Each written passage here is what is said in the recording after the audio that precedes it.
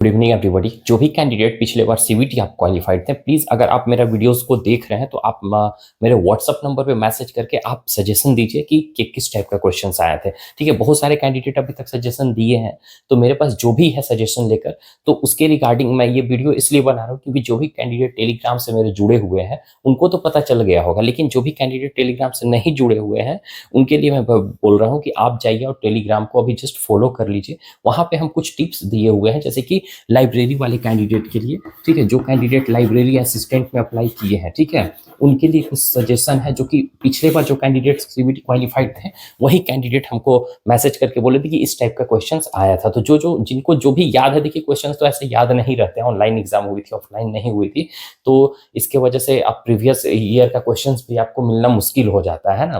तो ऐसे में आउट भी नहीं होती है क्वेश्चन की, कोई भी आपको बता पाएगा। तो जो भी कैंडिडेट को जो भी याद है वो हमको बताएं।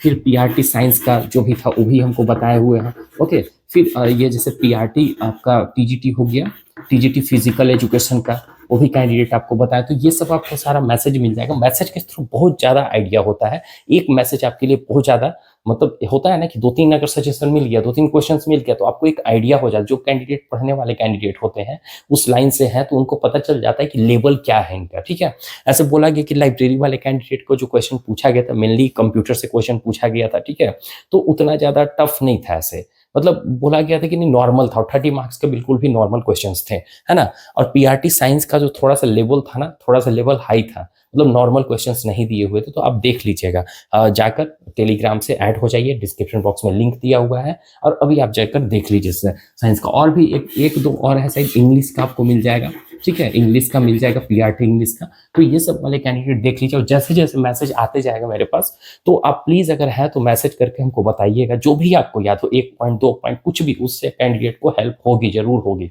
ठीक है, तो आप ऐसे करके मैसेज करके बताइए, हम टेलीग्राम पे शेयर करते जाएंगे। एट ए टाइम वीडियो नहीं बन पाती, इसीलिए हम आपको बोलते हैं कि टेलीग्राम पे ऐड होइए। अब रही बात की एग्जाम पैटर्न की, तो ये एग्जाम पैटर्न में एक कैंडिडेट को कंफ्यूजन आ रहा था और एक और आ रहा था उनका, ये जैसे कि एक निगेटिव मार्किंग को लेकर और दूसरा आपका एमसीक्यू बेस्ड को लेकर कि क्या इस पर एग्जाम आपका सब्जेक्टिव होने वाला है या ऑब्जेक्टिव होगा। तो देखिए एग्जाम जो है ना आपका ऑब्जेक्टिव होता है, ठीक है। प्रीवियस ईयर जो एग्जाम हुई थी, ऑफलाइन एग्जाम होती थी ना, उस दौरान क्या होता था कि सब्जेक्टिव होता था, आपको लिखना पड़ता था, ठीक है। लेकिन इस दौरान आपका कुछ नहीं है, आपका एमसीक्यू बेस्ड है, 4 ऑप्शंस रहेंगे, उसमें से एक को सही करना है, ठीक है।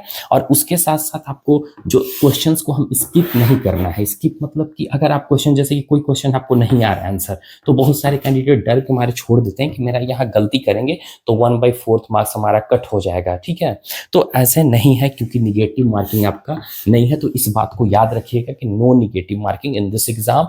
तो आपको सभी क्वेश्चंस को अटेम्प्ट करने, कोई भी क्वेश्चंस स्किप मत कीजिएगा, नहीं तो दिक्कत होगी आपको। ओके, और एग्जाम का जो पेपर है, जैसे कि आपका पेपर 1 हो गया, ठीक है, और पेपर 2 हो गया, तो पेपर 1 आपका रीजनिंग आने वाला है, क्लियरली ये मेंशन है। देखिए ये कि पेपर 1 में जो है आपका verbal and non verbal reasoning वाले आने वाले हैं। तो इसमें मेरे पास पीडीएफ है जो कि हम आपको प्रोवाइड किए हुए हैं। तो उस पीडीएफ में देखिएगा कुछ क्वेश्चन जो होंगे ना, कुछ क्वेश्चन या कुछ आंसर रॉन्ग हो सकते हैं, तो उसको आप एक बार देख लीजिएगा, चेक कर लीजिएगा। अगर आपको ऐसा लग रहा है कि नहीं ये क्वेश्चन का आंसर सही नहीं है, तो आप उसको एनालाइज करके एक बार अच्छे से देख लीजिएगा, ठीक है। तो उसमें थोड़ा बहुत आपका करेक्शन हो सकता है, हम आपको बताया था। और जो भी अभी तक पेपर 1 नहीं लिया, आप ले सकते हैं, इसका सिर्फ और सिर्फ 20 रुपीज पे करना है, और 20 रुपीज में आपको बहुत सारे उसमें क्वेश्चंस दिए हुए हैं जिससे आपको हेल्प होगी, ठीक है।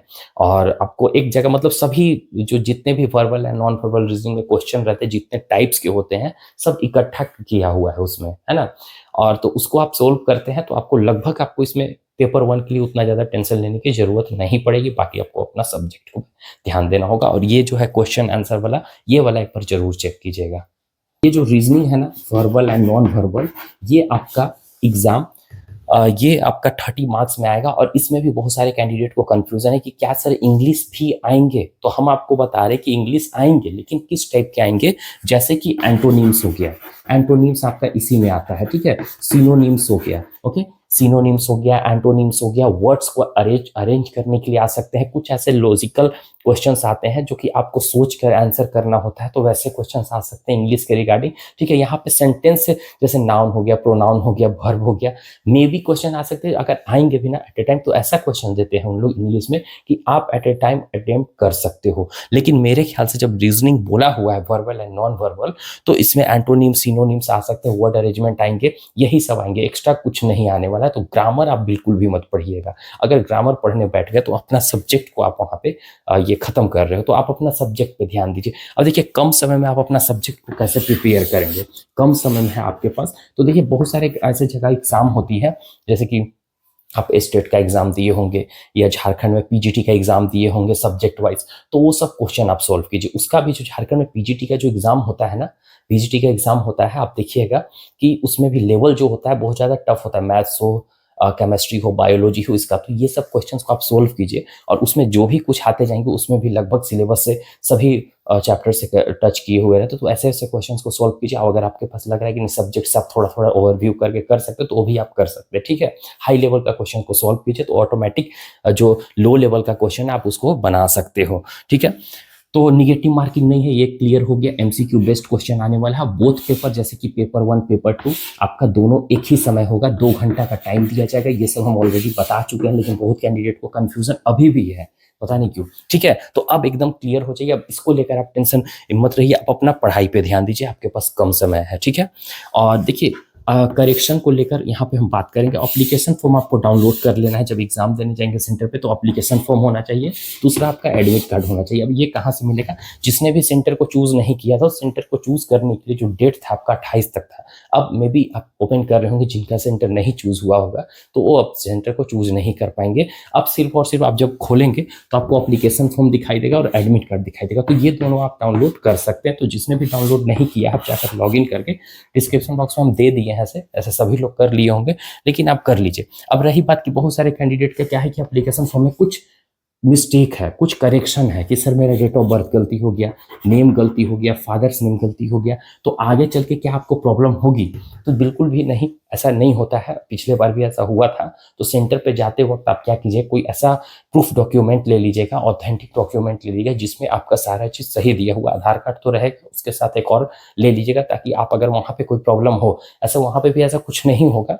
जब ज्वाइन करेंगे कहीं कोई स्कूल में वैकेंसी आई, अप्लाई करेंगे, तो ऐसे में प्रॉब्लम हो सकती है। तो होने के बाद वहाँ पे आप अगर डॉक्यूमेंट्स दिखाएंगे, एफिडेविट वगैरह करवा लेंगे, तो दिक्कत नहीं होगी। तो सेंटर पे आप लेकर जाइएगा, एक आधार कार्ड तो रहेगा आपका, साथ ही साथ कोई अदर डॉक्यूमेंट्स भी ले लीजिएगा जो कि सपोर्टिव डॉक्यूमेंट्स होगा।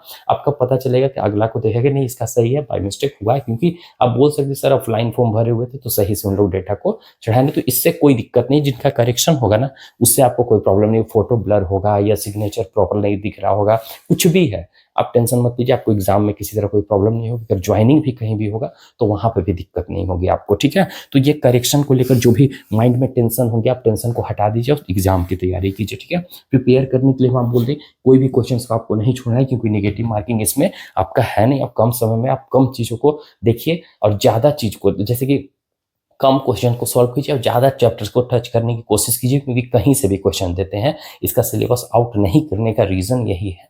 फर्स्ट पेपर का क्या था कि सिलेबस आउट कर दिए, लेकिन पेपर 2 का इसलिए सिलेबस नहीं करते कि सिर्फ और सिर्फ आपको अपने सब्जेक्ट से पढ़ना है। अब मान के चलिए पीआरडी में पहले हम लोग एग्जाम देते हैं, कोई भी जैसे कि अभी आर्मी स्कूल वाला हुआ था, तो सभी चैप्टर से आए थे, सीडीपी वगैरह सब आए थे, सभी हिंदी से भी था, इंग्लिश से भी था, मैथ से भी था। तो वहाँ पे सभी हमको चैप्टर्स को, सभी सब्जेक्ट को पढ़ना होता है। लेकिन यहाँ पे ऐसा कुछ नहीं है, आपको सिर्फ और सिर्फ अपने सब्जेक्ट पे, अगर एसएसटी से अप्लाई किए तो एसएसटी को पढ़िए, ठीक है, साइंस से अप्लाई किए तो साइंस को पढ़िए, ऐसा नहीं कि मैथ्स भी आपको पढ़ना है। इसीलिए कम समय है, सभी चैप्टर्स को आप पढ़ लीजिए, ओवरव्यू कर लीजिए, और जो भी चैप्टर आपको नहीं समझ में आ रहा है, जो जैसे कि यूट्यूब पे सर्च करेंगे तो आराम से सभी चैप्टर्स का एक्सप्लेनेशन दिया हुआ होगा, कहीं ना कहीं कोई भी मिल जाएगा। मैग्नेट ब्रेन है आपका चैनल, जिसमें आपको सभी चैप्टर्स का, हिंदी हो इंग्लिश हो, सभी चैप्टर्स का वहाँ पे एक्सप्लेनेशन किया हुआ है। तो कम समय में ओवरव्यू कर लीजिए, ठीक है, एक समरी बनाकर आप उसको पढ़ लीजिए, उतना में भी आपका काम चल जाएगा। ठीक है, और इसमें आपको देखिए सिंपली क्वालिफाइड होना है, ठीक है, क्वालिफाइड होना है। तो आप यहाँ पे ये मत सोचिए कि सर मेरा नंबर कम आएगा तो मेरिट में हम नहीं आ पाएंगे। यहाँ पे लगभग आप सोचिए कि मेरा 50 मार्क्स किसी तरह से आ जाए, इतना में आपको क्वालिफाइड कर दिया जाएगा, ठीक है। और 20 मार्क्स एक देखिए कैरियर ग्राफ होता है, ये कैरियर ग्राफ के बारे में आपको नहीं पता होगा। और ये 20 मार्क्स जो होता है, जैसे 80 मार्क्स का आपका एग्जाम होता है और 20 मार्क्स आपका कैरियर ग्राफ होता है। हम ये वाला कैरियर ग्राफ के बारे में जो पेपर 1 ले रहे हैं, ठीक है, जो पेपर 1 ले रहे हैं उसमें हम आपको बताए हुए हैं कि कैरियर ग्राफ क्या होता है, मतलब उसमें इंक्लूड किया हुआ है। तो कैरियर ग्राफ मतलब कि जो भी आपने फॉर्म भरा, जैसे कि आपका उसमें क्या एक्सपीरियंस है तो उसको ये कंक्लूड करेंगे, प्लस में आपका डॉक्यूमेंट्स जो दिए हैं, आपका जो भी क्वालिफिकेशन है उस पर मतलब करके उस पर मार्क्स दिया जाता है, ठीक है। तो आप इतना में अगर 50 ले आते हो तो आपका इजिली क्वालिफाइड हो जाता है। तो ऐसे होते हैं, तो इसीलिए थोड़ा सा आपका कैरियर ग्राफ भी अगर अच्छा है तो उससे भी आपका क्वालिफाइड होने का चांसेस बढ़ जाता है, ठीक है। वीडियो में लगभग चीज़ों की जानकारी मिल गई होगी। अब जैसे जैसे हो रहा है, एग्जाम नज़दीक आ रहा है आपका, हम आपको कुछ और भी अगर जैसे ही टिप्स कुछ आता है तो हम आपको बताते जाएंगे, ठीक है। तो चैनल को सब्सक्राइब कर दीजिएगा जरूर से, और आगे भी किसी तरह कोई कन्फ्यूज़न होगी आप कमेंट करके, मैसेज करके आप बता सकते हैं। सो बाय, टेक केयर एवरीवन।